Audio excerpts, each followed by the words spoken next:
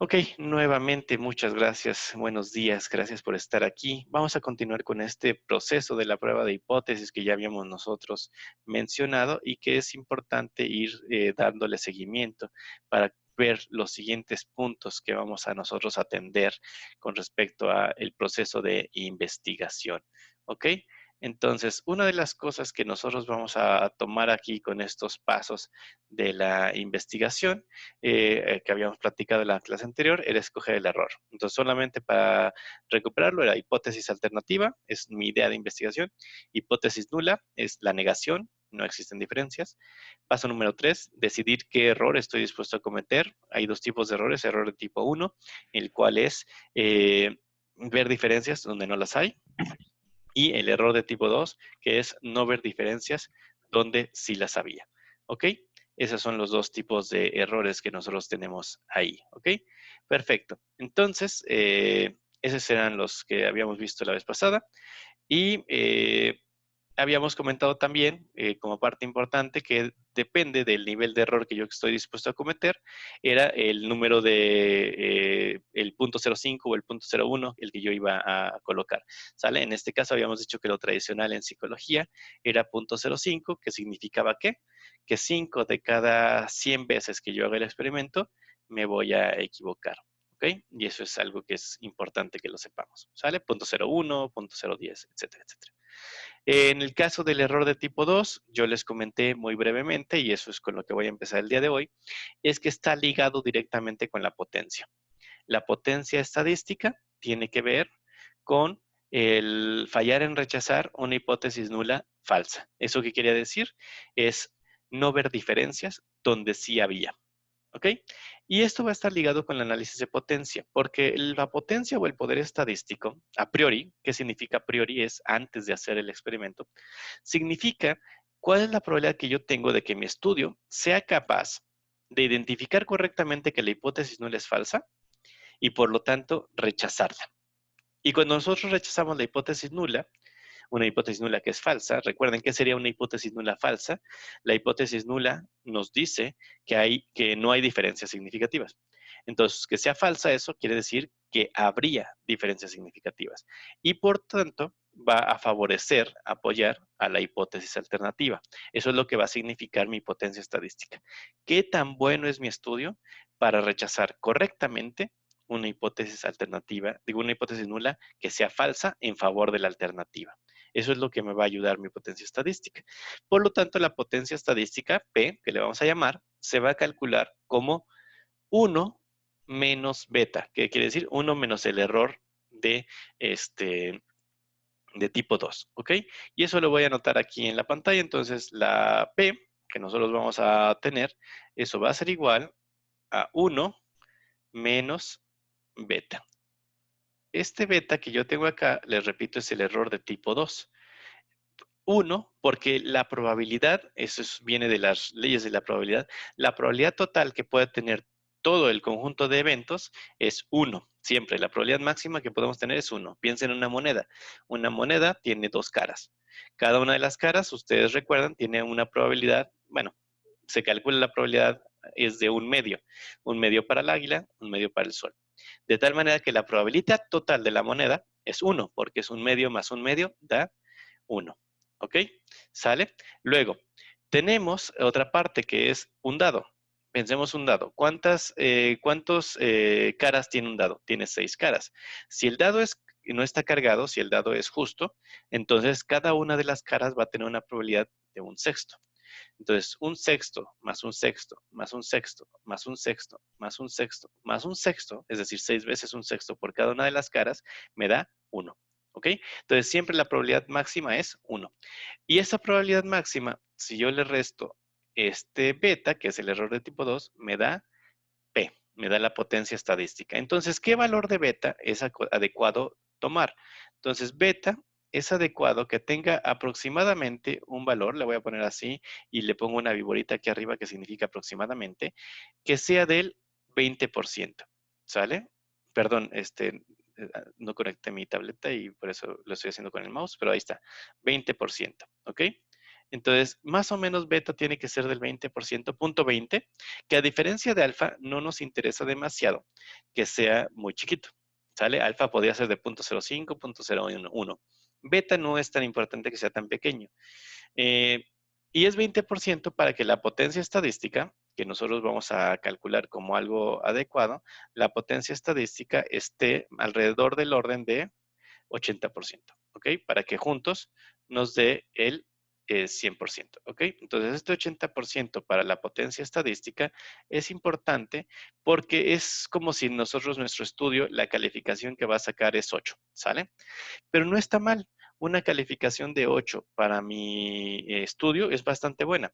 Nosotros quisiéramos más, ¿sale? Y lo vamos a ver con un programa que se llama G Power, que también lo vamos a poder hacer en Yamovi, pero les voy a después a mostrar este programa de G Power, porque me permite calcular la potencia estadística real de mi estudio conforme yo aumente el tamaño de la muestra, ¿sale?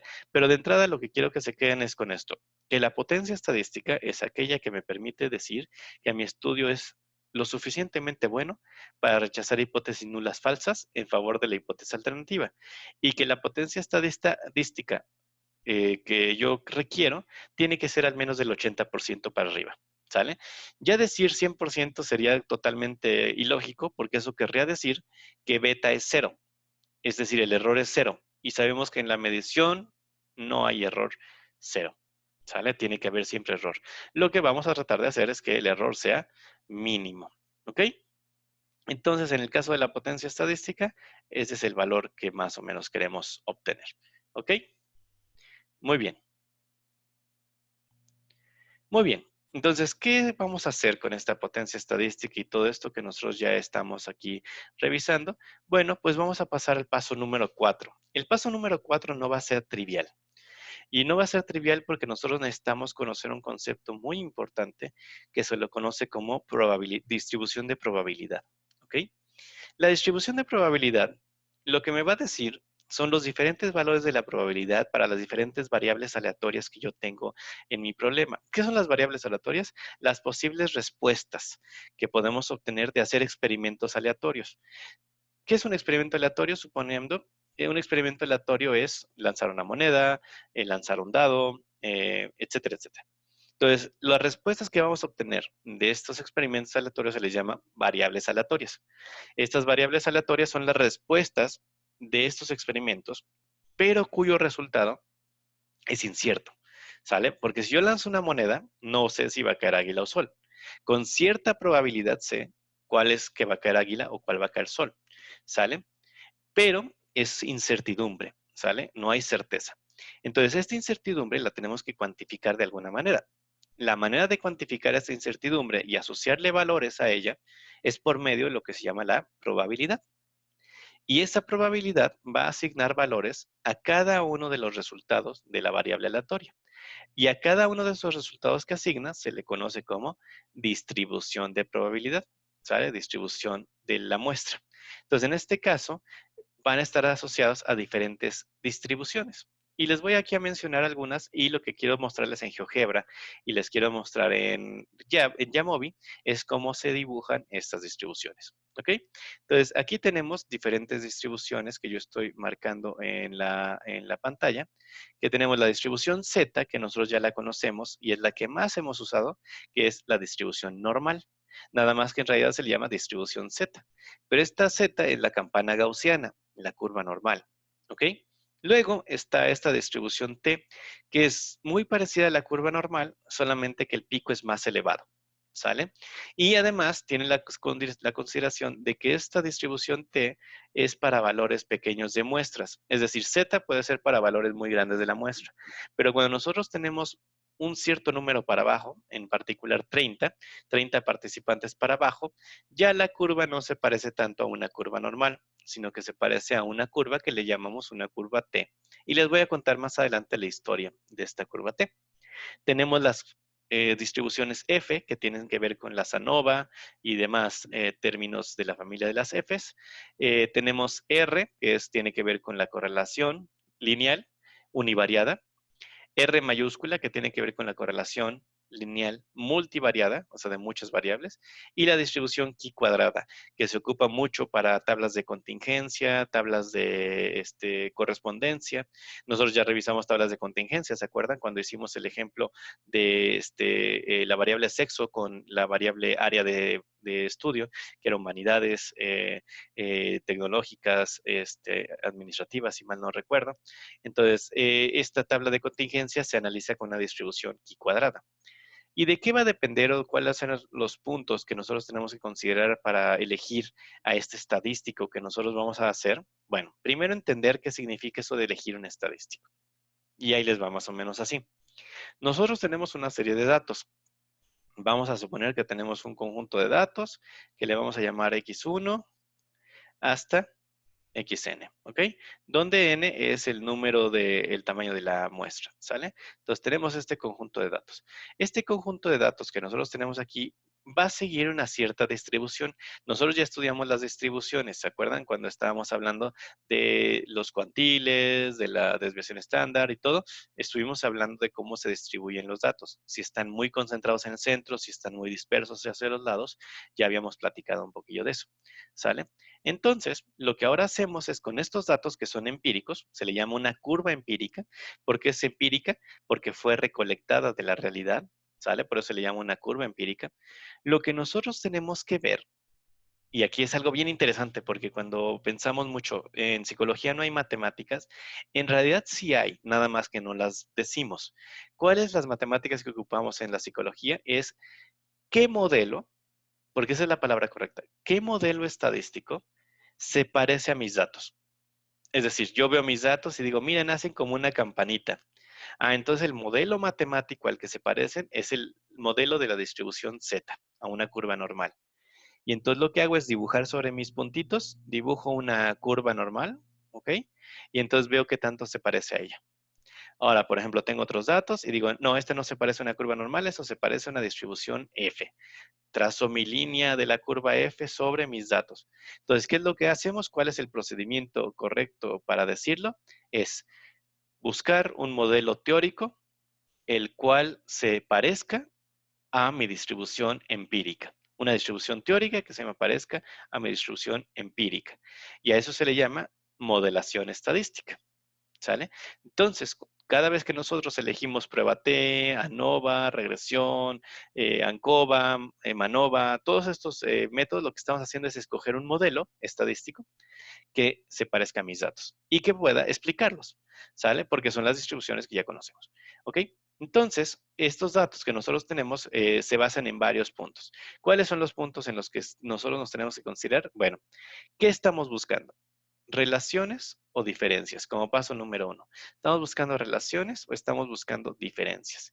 ¿Y qué significa esto? Bueno, Z, T, F nos permite comparar variables, ¿sale? Nos permite hacer comparaciones o diferencias de variables. Por lo tanto, si mi enfoque es de tipo buscar diferencias entre variables, yo tengo que escoger como curva, tengo que escoger ya sea Z, T o F.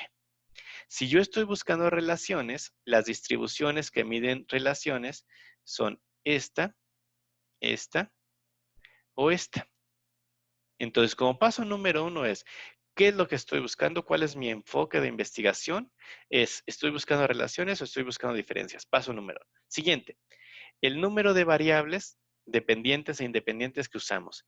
Depende si usamos una, dos o tres o cuatro o muchas variables, tanto independientes como dependientes. Puede que pase de una T a una F o puede que pase de una R minúscula a una R mayúscula, dependiendo cuántas dimensiones yo tenga ahí. ¿Ok? La siguiente, el paso número 3. Bueno, este es el número. El paso número 3, ¿qué escala de medición yo tengo? Si es ordinal, si es nominal, si es intervalos, si es razón. ¿Por qué? Porque dependiendo si es intervalos, si es razón, podría pasar en lugar de una R, pasar a una qui cuadrada, pasar a una rho, etcétera, etcétera, etcétera, etcétera. Dependiendo si mis variables son categóricas o son cuantitativas. Va a depender un poquito de eso. ¿Sale? Los siguientes puntos son el número 4, que es el número de relaciones. ¿Cuántas relaciones hay entre las variables dependientes o independientes? Se relacionan de manera múltiple, en una sola ocasión, etcétera, etcétera. Paso número 5. El paso número 5 es la medida si cumple el subyacente, si cumple los supuestos, es decir, si es independiente, si es homogénea, si es independiente, homogénea, normal, si es una curva normal. Si no cumple con estos, entonces podríamos estar pasando a la mejor de un chi cuadrada a una f, pero de tipo no paramétrica, como podría ser Kruskal-Wallis. Podríamos pasar a un Welch, a un Wilcoxon. Depende de la variable, la medida, si nosotros tenemos que es normal, si es independiente, si es homogénea. ¿Ok? Entonces, estos 5 puntos que nosotros tenemos aquí en la pantalla son los que me van a ayudar a delimitar cuál va a ser mi distribución que yo voy a ocupar. ¿Ok? Entonces, vamos a tomar en cuenta lo siguiente, pero primero me gustaría saber si hay alguna pregunta. Muy bien, entonces para finalizar la sesión solamente les quiero mostrar rápidamente en GeoGebra, si a ver si nos da tiempo en Jamol, por lo menos en GeoGebra, mostrarles cómo se van a ver estas distribuciones, ¿ok? Entonces permítanme compartirles mi pantalla de GeoGebra. GeoGebra, recuerden que lo pueden ocupar en línea, lo pueden ocupar directamente en una descarga, y este es GeoGebra, y hay una parte donde ustedes le van a poner aquí probabilidad. Le damos ahí en probabilidad. Y una de las cosas que me permite ver probabilidad es las diferentes curvas. Entonces, esta es una curva normal. La conocen, es una campana gaussiana. Posteriormente les enseñaré a utilizar todos estos valorcitos que están acá. Pero aquí en la pestaña de acá ustedes pueden cambiar a diferentes distribuciones. Entonces, nada más para mostrarles las que nosotros tenemos en la diapositiva fue la curva normal. Está Student, que es la curva T. ¿Sale? Yo sé que no se ve mucho el cambio, pero es un poco más elevada, ¿sale? Está la chi cuadrada, esa es chi cuadrada, ¿sale? Esa es una distribución de chi cuadrada. Esta es una distribución F, ¿sale? Y bueno, estaba la curva normal, la chi cuadrada y las DR, que son las de correlación. Esas en realidad no se dibujan directamente acá, porque esas más bien tienen que ver con las puntuaciones en específico. Pero bueno, hay algunas otras hay algunas otras distribuciones que son interesantes. Esta última, por ejemplo, la logística, esta tiene que ver, por ejemplo, con el COVID. COVID sigue esta distribución, es una distribución que le llamamos logística, ¿sale? Entonces, hay una serie de distribuciones que ustedes van a poder ver, evaluar, pero estas eran las formas que yo quería mostrarles para que vean a qué me refiero cuando digo que a qué se parecen mis datos. O sea, yo tengo datos y la pregunta es a qué distribución teórica se parecen. No es lo mismo una distribución F, a una distribución normal. ¿Sale? Entonces, si yo tengo mis datos más cargados hacia este lado de la pantalla, pues yo entonces mejor me voy a una distribución F, ¿sale? Entonces, lo que hacemos es empatar distribuciones teóricas con distribuciones empíricas, ¿sale? Eso es básicamente el proceso que estamos siguiendo.